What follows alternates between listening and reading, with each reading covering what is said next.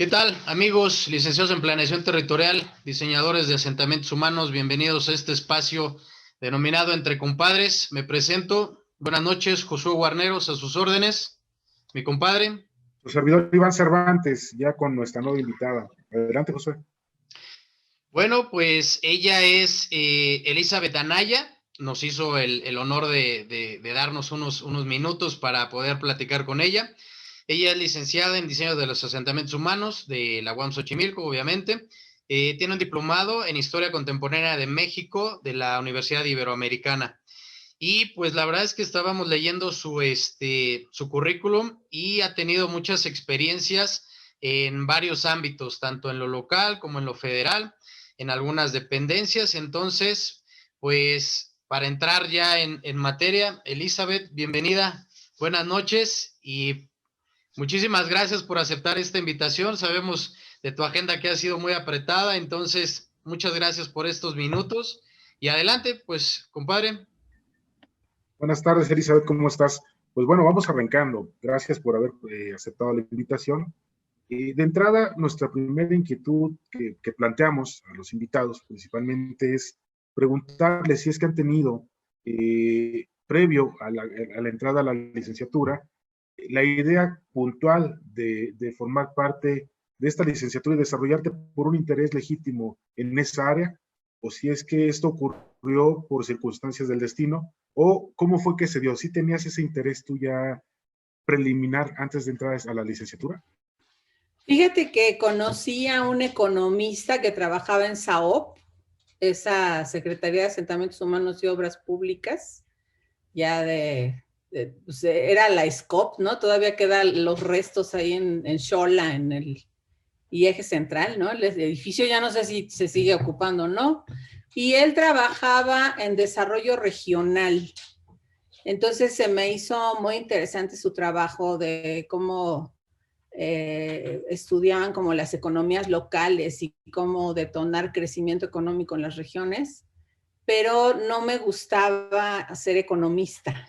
Me gustaba el campo, pero yo no quería ser economista y la verdad es que no me decidía por qué licenciatura y entré a la UAM Xochimilco a medicina. Entonces, cuando entré al tronco común, yo entré al área de biológicas, había pensado que iba a estudiar psiquiatría, ¿no? O sea, una historia completamente distinta. Y cuando estaba en el tronco común, descubrí que existía la licenciatura en diseño de asentamientos humanos. Entonces me acerqué con algunos egresados de las primeras generaciones de la licenciatura. No era muy conocida, la verdad, eran pocos estudiantes. Mi generación en principio tenía 12 estudiantes, ¿no? Entonces yo me tuve que cambiar de área, tuve que hacer el examen de Ciencias y Artes para el Diseño para poder cambiarme de tronco, ¿no? En la UAM. Y pues me dio mucho gusto encontrarla. O sea, sí, la verdad es que sí estaba buscando algo así, pero no sabía que existía. Y me gustó mucho entrar a asentamientos humanos. Me tocaron los sismos cuando era estudiante de licenciatura y entonces mi generación perdió, pues no me acuerdo si un trimestre. Y entonces nos juntaron con la generación que venía atrás de nosotros o arriba de nosotros, ya no me acuerdo. Y por fin tuvimos ya un grupo como de 20 estudiantes. Pero en mi época sí éramos grupos muy pequeños, teníamos más profesores que estudiantes, ¿no? En muchos de los casos. Entonces, eso fue una oportunidad interesante en la Lo que acabas de licenciatura. comentar, a mí me llama mucho la atención en este caso, ¿no? Hemos tenido la fortuna de presentar a varios compañeros, pero en este caso concreto te tocó el proceso del sismo de 1985 y tengo yo esa inquietud principal. ¿Cómo fue el alumnado? ¿Qué reacción tuvo? ¿Fueron en apoyo? ¿Cómo se manejó? Pues mira, la verdad es que sí hubo una solidaridad en la ciudad increíble, o sea, sí hubo como mucha voluntad individual de participar y de ayudar, porque no tenías idea de la magnitud del fenómeno. O sea, era algo que muy desconcertante. O sea, como, pues lo primero que sucedió, yo vivía en Miramontes, vivía muy cerca de la UAM Xochimilco, y entonces, pues como después de todas las meneadas, nos fuimos a la universidad y por supuesto que ya estaba cerrada. Y empezamos entonces a escuchar en las noticias el tamaño del desastre. Muchos nos empezamos a mover por la ciudad, pues la mayoría viajamos hacia la zona central, hacia la colonia Roma, hacia toda esta zona. Y ya no saliste de ahí. O sea, la verdad es que cuando llegabas a sumarte, a ayudar, se te olvida la universidad. Y pues la verdad es que no regresamos a la universidad. O sea, cuando fuimos y nos dijeron que estaban cerradas, pues ya no regresamos. Tan no regresamos que perdimos el trimestre, ¿no? O sea, todos estábamos con la gente conocida, entrando por todos lados. Yo tenía un novio que era periodista, entonces pues entraba con él como a las zonas de desastre.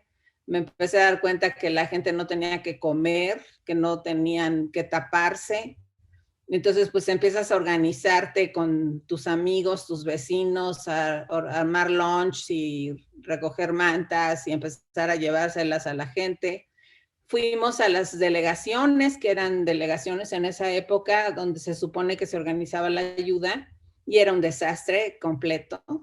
Entonces, la gente que llegaba y se juntaba en esas delegaciones, pues yo de repente decía, pues yo ya me voy porque ya vi que en tal zona hay un edificio y la gente necesita comer. Entonces me empezaron a juntar las gentes de, tú sabes a dónde hay que ir, pues yo tengo una camioneta con agua y yo traigo tal. Y entonces de repente ya tenías 10 vehículos siguiéndote a los lugares para ayudar, y era la madrugada y te ibas a comer algo al Vips a las 2 de la mañana y estaba lleno de brigadistas, pero todos éramos voluntarios. O sea, y la gente que te encontrabas en el Vips a las 2 de la mañana era la que te decía, pues hay que usar mascarilla, yo les recomiendo que se pongan, aquí me sobra un casco, mejor pónganselo, ¿no? Entonces son cosas como de mucha actividad social.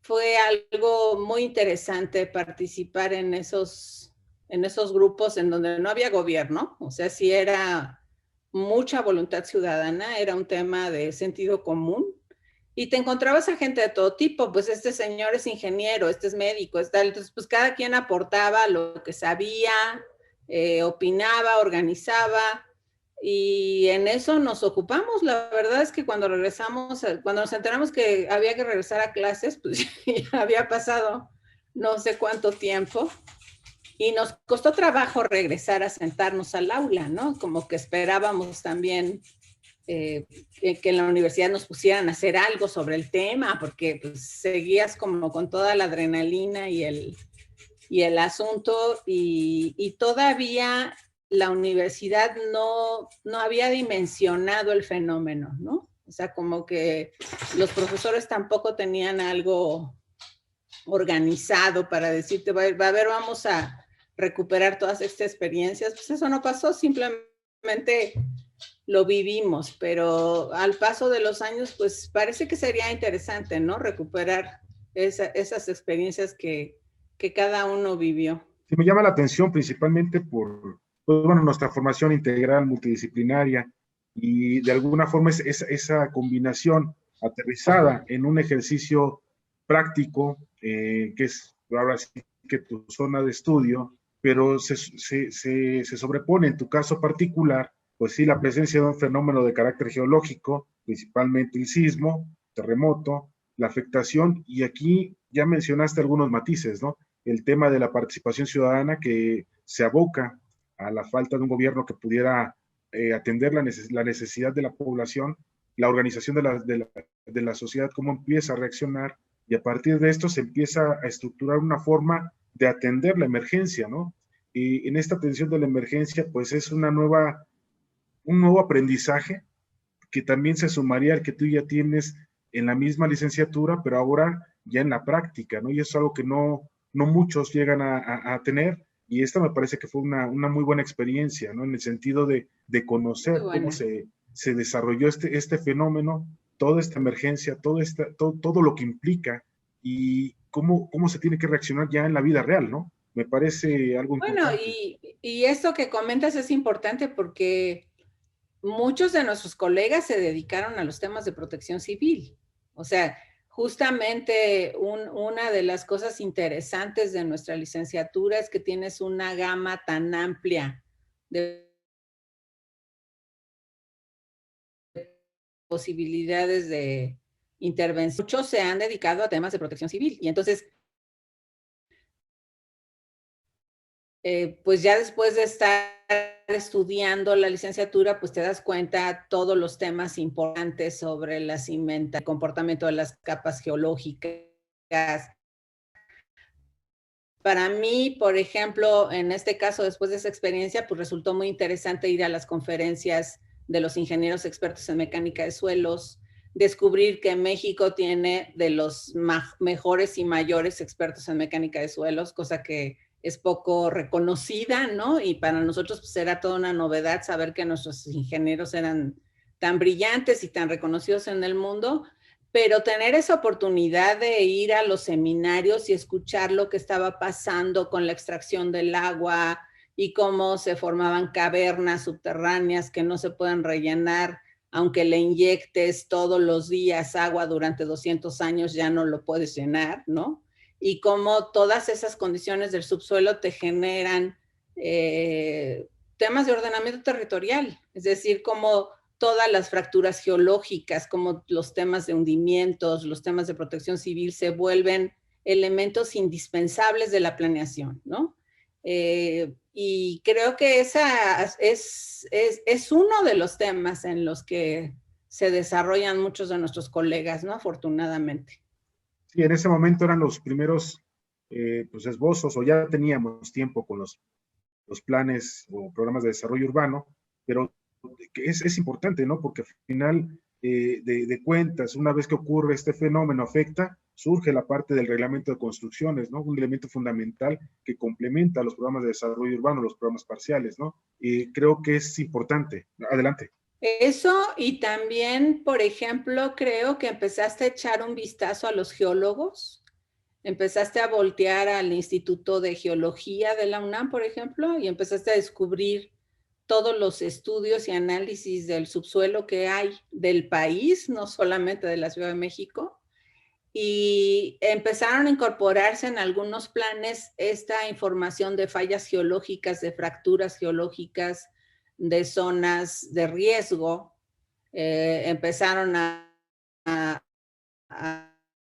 trabajar esos mapas de riesgo, es un elemento tan importante. Mira, me tocó trabajar en un programa municipal en Corregidora, en Querétaro, como consultor en alguna de mis épocas. Yo he estado en la iniciativa privada y en la función pública, eso es básicamente lo que he hecho. Y en Corregidora, pues me di cuenta que había una zona con fallas geológicas enorme y de repente plantearon que el nuevo crecimiento de la ciudad de Querétaro, el Santa Fe de Querétaro, pues iba a ubicar en esa zona, ¿no? Entonces, sí surgió como una organización de la población importante, la gente pedía tener información y también estaba informada. Entonces, estos elementos públicos sí determinan cuál es la manera de tener centros urbanos seguros, ¿no? Es decir, cómo hay límites al crecimiento y cómo hay condiciones de uso del espacio que son limitantes y que de las que pocas veces hablamos. O sea, en la planeación urbana en general estamos hablando de la ciudad versus la naturaleza y qué va a pasar con el medio ambiente y la urbanización y el crecimiento, la mancha urbana, temas de ese estilo, pero no hemos logrado decir cuáles son los límites del crecimiento urbano. Y yo creo que uno de los elementos vitales es este del comportamiento del subsuelo. Correcto, sí, totalmente de acuerdo. Es uno de los elementos, ¿no? Que se debe considerar para distinguir un una vocación del suelo y en consecuencia poder hablar de reservas territoriales que puedan ser aptas para el desarrollo urbano, ¿no? Pero en un universo donde tenemos, bueno, zonas urbanas, poblados rurales, suelos de cultivo, áreas de valor ambiental, pues es muy interesante poder tener ese mosaico y de alguna forma tratar de buscar ese ordenamiento en el territorio. Como primera experiencia, una vez egresada de la licenciatura, ¿cuál fue tu primer ejercicio? ¿El trabajo en la iniciativa privada o como servicio público en alguna institución? Fíjate que yo, cuando terminé la licenciatura, se crea la primera asamblea legislativa del Distrito Federal, que en la primera se llamó Asamblea de Representantes del Distrito Federal. Era la primera vez que había un poder legislativo en la Ciudad de México. Iniciaba la reforma para tener elecciones en la Ciudad de México, entonces Distrito Federal, ¿no? Porque antes de eso tener la designación del regente, ¿no? Eran decisiones del presidente quien gobernaba el Distrito Federal. Y cuando yo salí de la licenciatura, se crea por primera vez esta Asamblea de Representantes del Distrito Federal. Yo era militante política, era militante del PMS, del PSUM, del Partido Socialista Unificado de México, ¿no?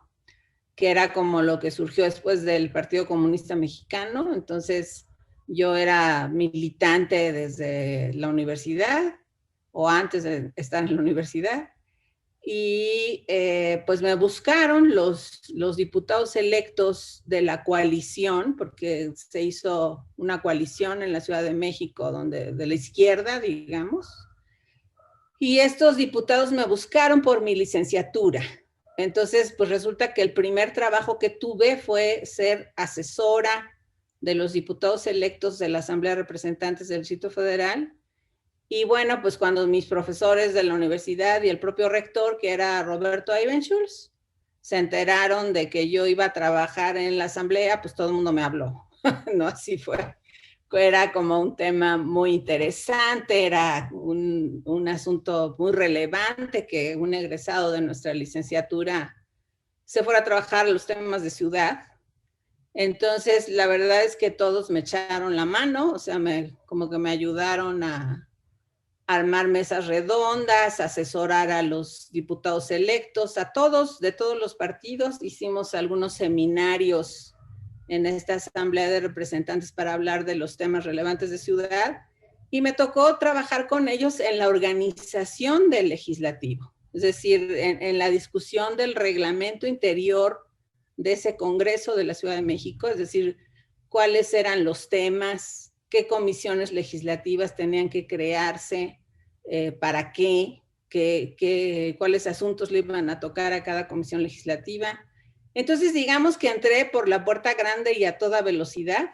Así, el primer trabajo que tuve fue muy intenso, fue trabajar con los diputados de todos los partidos políticos para la organización del trabajo legislativo de la Ciudad de México. Esa fue mi primera experiencia de trabajo. Y al mismo tiempo entré a una maestría en psicología ambiental. Entonces, estos temas de psicología ambiental que tienen que ver con la percepción del espacio, también fue una experiencia muy interesante. Es un asunto de cuál es la percepción de que cada persona tiene sobre el espacio. Entonces, estos estudios son para que consideres lo que la gente percibe en un momento específico y que lo consideres en el diseño de los espacios. Entonces, por ejemplo, en estos estudios me tocó San Juanico, y en este tema de San Juanico, pues el asunto era por qué la gente después de las explosiones quería seguir viviendo en ese lugar. Y cómo construía un pensamiento mágico a partir de que había un altar de la Virgen que no se había quemado y que ahí no había explotado, ¿no? Y como si ya había una explosión, pues ya no iba a volver a suceder, aunque tuvieras todas las instalaciones ahí.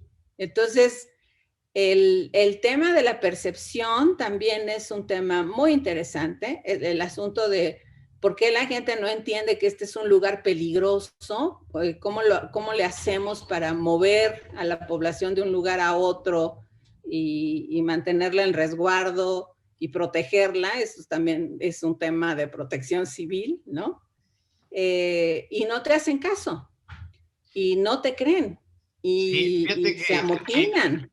Ajá, justamente ahorita que mencionas esta otra parte complementaria de la planeación, y creo que hasta el momento dentro de nuestras pláticas ha sido la primera vez que hemos tocado este tema de hablar de psicología, de la percepción de la gente, porque más allá, pues siempre hemos hablado del arraigo o de la identidad hacia usos y costumbres de la gente, pero en este caso, nos llama mucho la atención, a mí en lo particular, este tema, y todavía con todo el conocimiento que ya traías en el aspecto legislativo, y conjunto a esto, que es la otra parte, la otra cara de la moneda, la sociedad, el gobierno, conjuntarlo, yo creo que ha de haber sido muy, muy interesante en estos primeros resultados. Pues muy interesante, pero sobre todo que aprendas a entender a los demás, ¿no?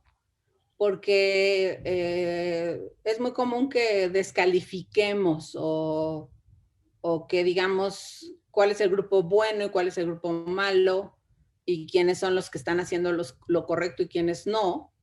Y en realidad no nos estamos comunicando adecuadamente, ¿no? Entonces, este tema de la percepción también tiene que ver con que nos aseguremos que lo que queremos decir sea lo que se entendió y si de veras estamos logrando comunicarnos, ¿no? Tuve un puesto muy importante en Morelos en estos últimos años. Estuvimos restaurando todo el centro de Cuernavaca, y un tema que me recordó a la psicología ambiental y que se me hizo muy interesante es que varias organizaciones de la zona aparecieron en mi oficina porque no estaban de acuerdo con el inicio de las obras de restauración del centro. Y tuve una mesa de trabajo gigantesca con muchísimas organizaciones, y lo primero que me dijeron fue, a ver, queremos que nos explique qué va a hacer, porque no estamos de acuerdo. Entonces, pues se me hizo muy interesante porque dije, bueno, no saben qué vamos a hacer, pero no están de acuerdo. Entonces, pues lo primero que hice fue preguntarles, muy bien, pues los escucho, ¿en qué no están de acuerdo? No, pues usted díganos, porque no estamos de acuerdo. Ok, es una postura que, pues digamos, poco común ya en la Ciudad de México, donde la gente está mucho más informada, mucho más formada, hasta en las organizaciones en las que participa, ¿no? Pero es una forma interesante de abordar el problema. Es decir, yo lo que pensé es, esta gente no está acostumbrada a que se les escuche.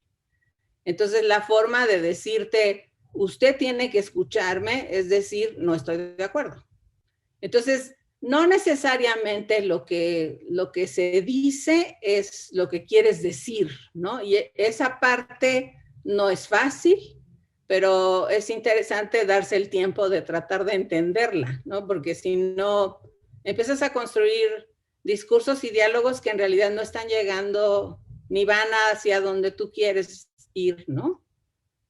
Y en la planeación es un tema muy importante. O sea, si seguimos hablando de estos temas de riesgo, pues les puedo platicar que yo en el gobierno de la Ciudad de México, con Roberto Aybenchus como secretario, yo era la directora general de desarrollo urbano, que era el puesto más importante de la secretaría después del secretario en los temas de desarrollo urbano, y me tocó pues la vivienda de riesgo. La gente que vive en pendientes de 45 grados, así casi como cabras, que te detienes en el cerro apenas, ¿no? Y que se te desmorona con cualquier cosa, y cuando le dices a la gente que hay que moverse de ese lugar, que ese lugar es muy peligroso, que se va a venir abajo, no te creen.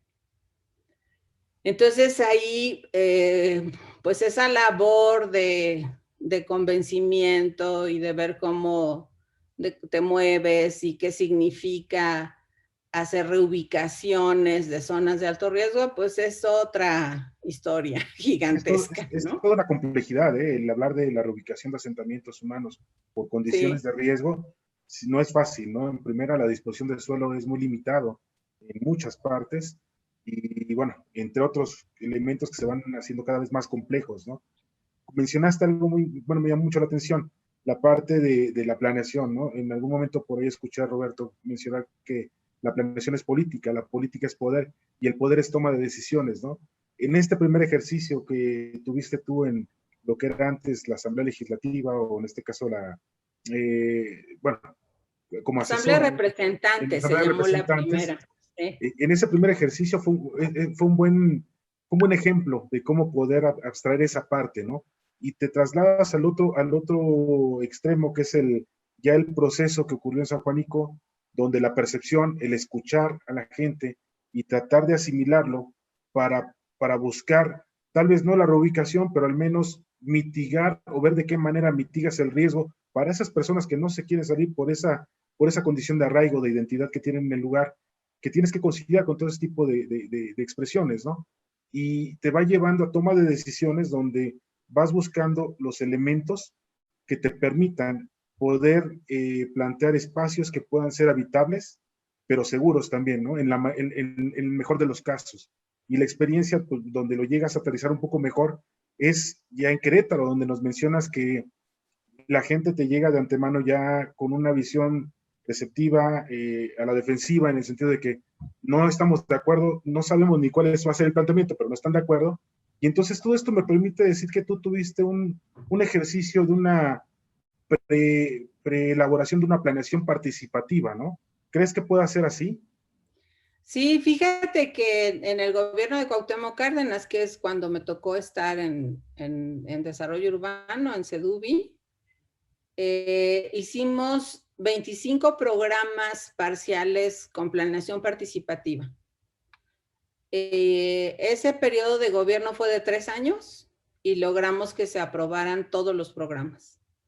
No sé si sabes que en estos últimos años no han podido aprobar ni un programa, ¿no? O sea, ha sido ya muy complicado y creo que una parte muy importante de nuestro trabajo es en ese puesto donde estaba yo con Roberto Ibenschutz en la Sedubi, fue la conciliación política. Es decir, nosotros necesitábamos trabajar con la gente en un proceso de planeación participativa. Trabajamos con todos, o sea, estuvo la UNAM, el POLI, la UAM, la Ibero, todas las ONGs que te puedas imaginar, o sea, todos los grupos que trabajan los temas de planeación, también varias empresas que se dedican a la planeación, entonces tuvimos contratadas a muchísimas gentes trabajando en la Ciudad de México en procesos de planeación participativa. En algunos casos, hasta psiquiatra trabajando con la gente para lograr algunos acuerdos sobre los planes de desarrollo urbano. Y el proceso pues nos llevó a veces más de un año. Y eso no tiene que ver con los tiempos administrativos, que eso luego es el otro problema de gobierno, ¿no? O sea, tú tienes plazos para ejercer los recursos, tienes años, ¿no? O sea, tienes que un presupuesto anual, tienes plazos y el proceso de planeación participativa pues te puede llevar más de un año. O sea, tú tienes que estar trabajando en campo con la gente, entendiendo los problemas, tratando de que te entiendas sobre la propuesta de planeación. Entonces, sí se puede, pero no, digamos, la norma, los procedimientos, el camino no está diseñado para eso. Que son cosas que yo creo que hace falta modificar todavía. Cada vez estos años veo que está más lejos la planeación de la gente, como que no quieres que la gente entienda el plan, le pones conceptos muy rebuscados y muy complicados y entonces pues no entiendes un plan, ¿no? O sea, tú que vives en tu colonia dices, pues aquí está pintado de verde, pero resulta que la norma permite construir 40 torres, entonces ¿para qué lo pintaron de verde, no? Entonces hay ahora muchas normas muy extrañas y parece que todo eso tiene que ver con que la gente no sepa cuál es el plan. Entonces, esa manera de hacer planes es justamente que no sea participativo. Y cuando no es participativo, pues es un conflicto. Es decir, no, algún día me voy a enterar. Si yo no quiero que haya torres aquí y el plan no lo dice, pero se construyen, por supuesto que cuando empiecen a construirse se va a generar un conflicto, que es mucho de lo que ha estado pasando ahora en la Ciudad de México, ¿no? O sea, sí necesitas trabajar con la gente. Vamos sobre el tema de la participación ciudadana, ¿no? En este ejercicio, con tu experiencia y tu aporte, en este caso ya para la construcción de esa planeación participativa, ¿no? Que de alguna forma ahora ya muchos hablan de ella, pero que te tocó, me imagino, poder ¿Sí? distinguirla, poderla empezar a armar y mostrarla ya para una aplicación directa en un gobierno de la Ciudad de México, ¿no? Sí, sí. No, fíjate que pocos recuerdan eso, que hicimos esos 25 programas. Se escribió un libro con Alicia Sicardi sobre ese proceso, retomó como el trabajo que le tocó a ella, porque ella estuvo trabajando en uno de los equipos del PUEC en algunos de estos programas parciales que hicimos, pero en realidad hicimos 25. Y la verdad es que la negociación con la gente fue muy interesante. Hubo mucha actividad en algunos casos y en otros no. Algunas organizaciones que siempre han trabajado con la gente en procesos participativos como Casa y Ciudad, como Georgina Sandoval, que le tocó trabajar Santa María la Ribera, se desesperaba porque la gente no participaba. Entonces, había casos, digamos, donde había equipos de trabajo muy entusiastas, con mucha experiencia en la participación, pero a la gente no le interesaba participar. Y había otros casos donde la participación era gigantesca, como en la Sierra de Santa Catarina. Nosotros recibimos una Sierra de Santa Catarina en Iztapalapa enorme, era un asentamiento irregular, entonces ese fue uno de los programas parciales que trabajamos. Y pues ahí la cantidad de gente que se reunía para trabajar con nosotros en el programa era muchísima. Y después lo que nos pasaba con los diputados, pues es que empezaban como las posturas políticas de no vamos a aprobar esto o vamos a aprobar este pero el otro no, en fin, con muchos peros, ¿no? Y a veces lo que hicimos fue que la gente se fue a acampar al legislativo, ¿no? Y tomó las tribunas y se metió a las sesiones para presionar a que aprobaran su programa después de haber estado trabajando en este proceso participativo. Entonces, eso es lo que hizo que se publicara, que se lograra, que se convirtiera en una norma, ¿no?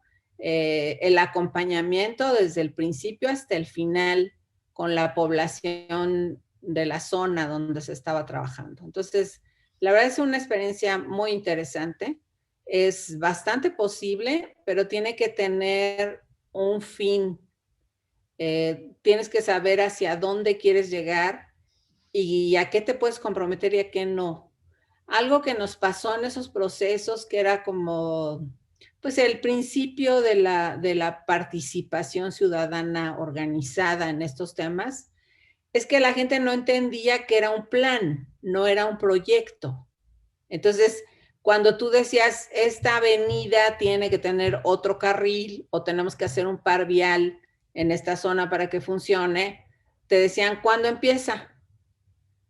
No, pues nosotros no vamos a empezar, o sea, no es una obra, no tenemos el proyecto, todavía no está el dinero para hacer esa vialidad, solo está el plan. Entonces, el plan solamente está organizando lo que debería suceder aquí para que estas cosas cambien. Entonces, costaba mucho trabajo hablar de plan. Creo que ahora también, ¿eh? Es decir, yo incluso ahora creo, yo ya en el tema de la Ciudad de México, por ejemplo, este instituto de planeación, otra vez a tener nuestra gran maqueta, pues yo ya no lo creo. O sea, a mí ya me gustan más los proyectos urbanos.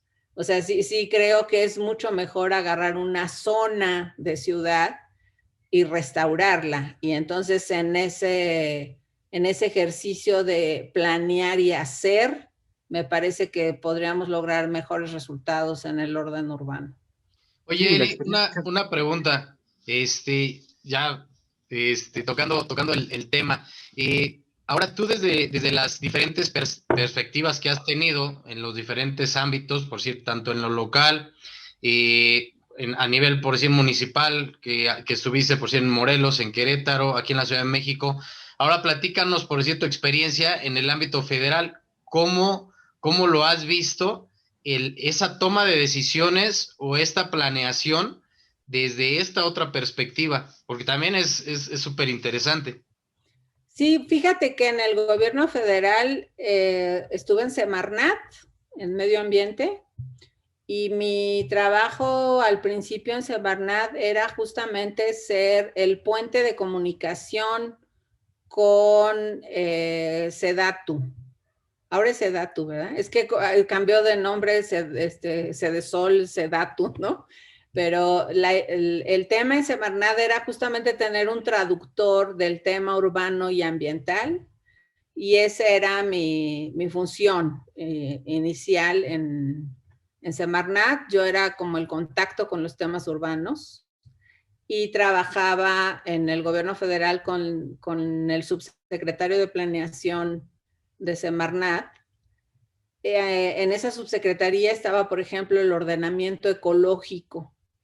Entonces, un tema interesante también fue este asunto de hasta dónde puede crecer algo, hasta dónde se puede construir y cuándo ya no, y dónde empieza a haber tensión con los recursos naturales, ¿no? Y esta idea de ponerle límites al crecimiento a partir de la posibilidad del funcionamiento de una zona. Y si es un tema, en el ámbito federal es más internacional. Mi jefe era el representante de México en el panel internacional de cambio climático. Entonces ahí el trabajo también tenía que ver con la representación de México en París, en el panel de estudio, en la mesa de los científicos y en la construcción de los acuerdos internacionales. O sea, cuáles eran los acuerdos a los que te sumabas como país, a cuáles no. Todas esas negociaciones de los países para lograr que China o Estados Unidos empezara a modificar los combustibles, cómo nosotros empezábamos a trabajar en estos temas de ir disminuyendo emisiones de gases de efecto invernadero. Entonces, ahí el ámbito de trabajo es otro. O sea, si como te digo, es más internacional, es la representación del país. Y también es la construcción de acuerdos entre el gobierno federal, entre las dependencias del gobierno federal. Que eso te pasa también a nivel estatal. O sea, a nivel estatal, pues me tocó el gobierno de la Ciudad de México y el gobierno de Morelos. Estuve en el gobierno estatal, digamos, ¿no? Y ahí también lo complicado es construir acuerdos con los sectores, es decir, que te pongas de acuerdo con el de obras, el de medio ambiente, el de desarrollo urbano, el de el agua, cómo generas políticas en donde todos estemos de acuerdo. En general no estamos de acuerdo los sectores. Y siempre es un estira y afloja de cómo le vamos a hacer. ¿Quién va a ganar? ¿No? O sea, si gana mi política, si gana mi estrategia en contra del otro, entonces ¿quién tiene la razón? ¿Quién convence al presidente? Cosas de ese estilo, ¿no? Que poco se sabe entre la población, ¿no? O sea, pareciera que es muy cómodo, te sientas en tu escritorio y hablas por tus 15 teléfonos y estás ya cobrando tu cheque, pero la verdad es que todavía México es muy precario en sus instituciones. Por eso siempre en la planeación estamos inventando nuevamente al país cada 6 años, ¿no? Lo que es muy lamentable, porque hay muchos esfuerzos importantes que deberían ayudarnos a seguir creciendo. Y de repente queremos deshacer todo lo que se hizo, volver a empezar, y estamos muy felices siempre de descalificarnos, ¿no? Lo que se hizo antes no sirve, lo que se hizo antes no sirve, entonces volvamos a empezar, volvamos a hacer. Y la verdad es una pérdida de recursos, de tiempo y de oportunidades enorme. O sea, deberíamos aprender a evaluar qué sirve y qué no, y quedarnos con lo que sirve. Totalmente de acuerdo, ¿no? En este sentido, sí, las políticas que se marcan a nivel federal, de qué forma se llegan a materializar ya en los estados, cómo las matizan, ¿no? De lo que de alguna forma es ese tipo de negociación que planteas, y que una vez que se matizan, cómo las aplicas, ¿no? Ya en proyectos puntuales. Esa es una gran problemática que no tiene continuidad entre los gobiernos, como bien mencionas, ¿no? El periodo de nivel federal termina y entonces tenemos que rehacernos, ¿no? A nivel estatal es lo mismo y tenemos que rehacernos cuando es cierto lo que mencionas. Sería fundamental el tomar esos elementos, ese trabajo que se realizó, tal vez no cumplía con las expectativas que ahora estás planteando, pero al menos ya tienes un diagnóstico, ya no partes de cero, ¿no? Y eso es algo fundamental que te permitiría poder realizar tu ejercicio, tal vez no en el primer año para conocer, el segundo año para tratar de armar y el tercero para desarrollarlo, sino ya con el primer año, con un diagnóstico que se sumaría de este primer proceso para que tengas 2 más para desarrollar, o 3, o unos años más para desarrollar ya las acciones puntuales, ¿no? Que ese es el principal conflicto que llegamos a tener. Y lo que es muy cierto, la sociedad, ellos ven gobierno parejo, ellos no distinguen un gobierno federal, un gobierno local, un gobierno estatal. Ellos ven gobierno parejo y entonces ahí tenemos otro conflicto más, ¿no?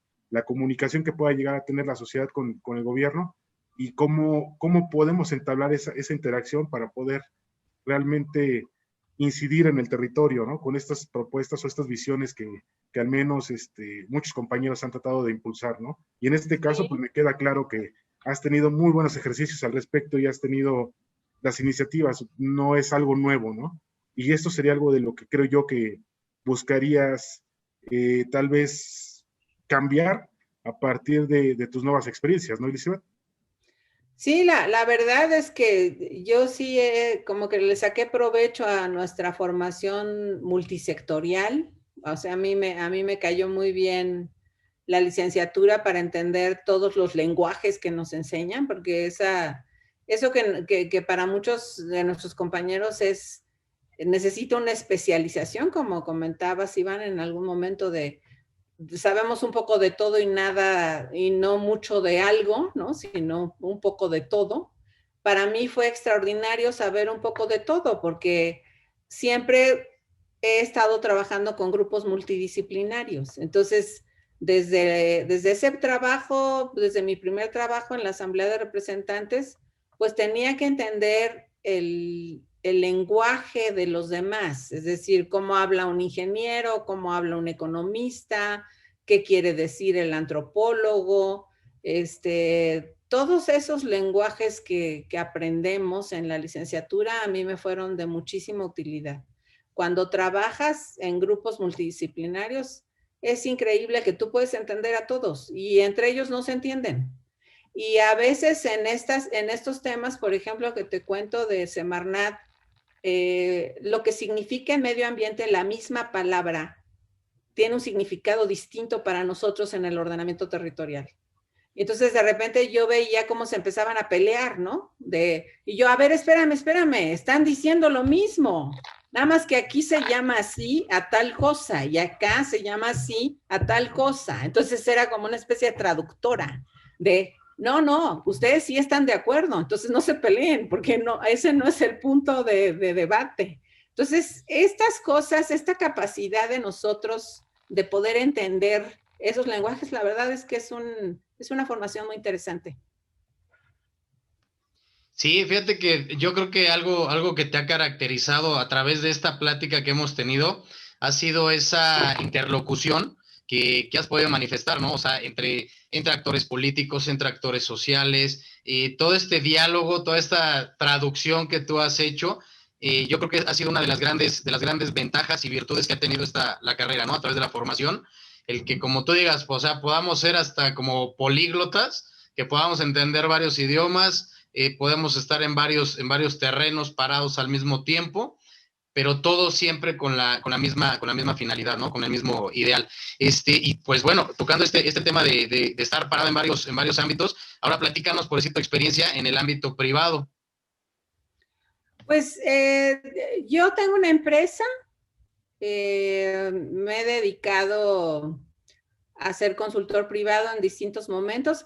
Los cargos públicos de confianza, como se llaman, que son como los de alto perfil, son muy volátiles, es decir, en cualquier cambio de gobierno, pues sales volando, y si no es que antes, ¿no? O sea, si te peleas con tus jefes y tienes alguna diferencia de estrategia y de política, pues también.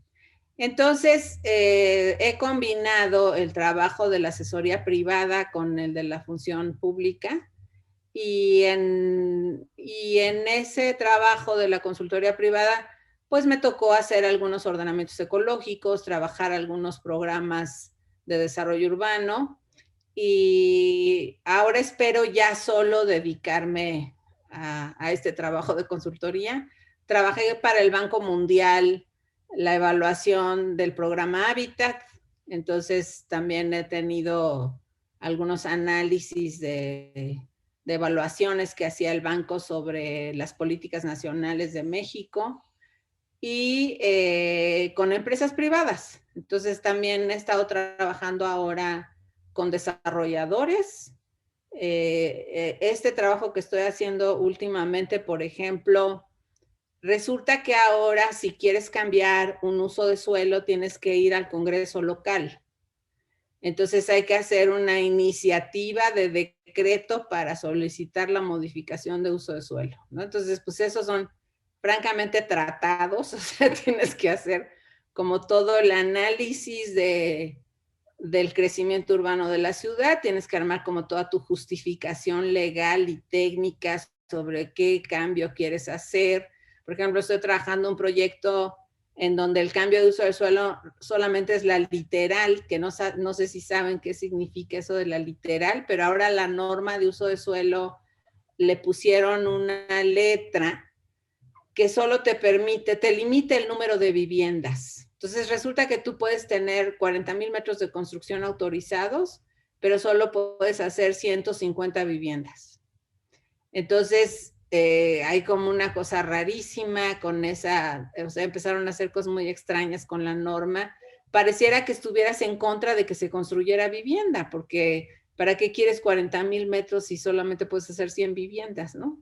Entonces, lo que pasa con esa norma, pues es que se construyen centros comerciales y oficinas, porque puedes construir muy poca vivienda. Entonces, para cambiar esa letra que te permite hacer más viviendas, pues tienes que hacer una iniciativa. Entonces, ahora estoy trabajando, por ejemplo, en preparar iniciativas para cambio de uso de suelo.